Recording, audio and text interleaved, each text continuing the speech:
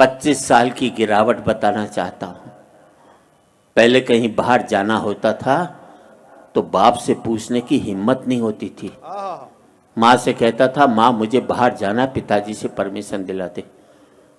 माँ परमिशन दिलाती थी तो मैं बाहर जा पाता था। फिर मैं बाप की आज्ञा से बाहर जाने लगा।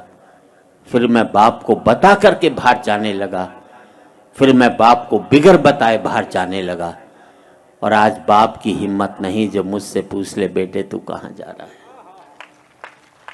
पहले मैं माँ बाप के साथ रहता था, माँ बाप मेरे साथ रहते। फिर हमने बना लिया एक मकान, एक एक कमरा अपने लिए, एक एक कमरा बच्चों के लिए, एक रीडिंग रूम, एक वो बाहर छोटा सा ड्राइंग रूम उन लोगों के लिए जो मेरे आगे हाथ जोड़ते थे, एक वो अंदर बड़ा सा ड्राइंग रूम उन लोगों के लिए जिनके आगे मैं हाथ जोड़ता हूँ। बहुत अच्छा जी, वाह वाह वाह।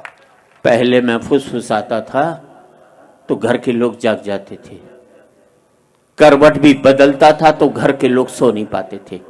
और अब जिन दरारों की वजह से दीवारें बनी थी, दीवारों में भी दरारें पड़ गई। अब मैं चीखता हूं तो बगल के कमरे से ठहाके की आवाज सुनाई देती है और मैं सोच नहीं पाता हूं कि मेरी चीख की वजह से वहां ठहाके लग रहे हैं या उनके ठहाकों की वजह से मैं चीख रहा हूं। क्या बात है, वाह वाह वाह वाह वाह।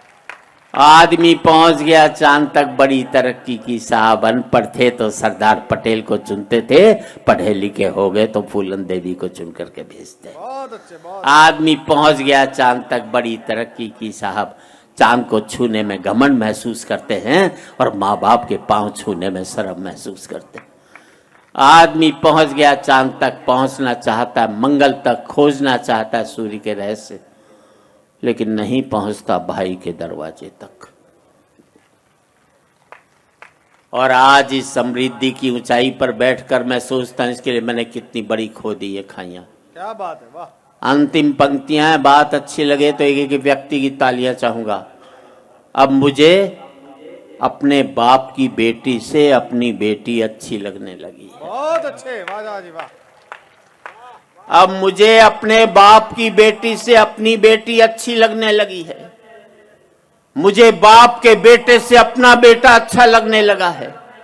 पहले मैं माँ बाप के साथ रहता था, अब माँ बाप मेरे साथ रहते हैं। अब मेरा बेटा भी कमा रहा है, कल को मुझे उसके साथ रहना पड़ेगा। और हकीकत यही है दोस्तों, तमाचा मैंने मारा है तो तमाचा मुझे खाना भी पड़ेगा।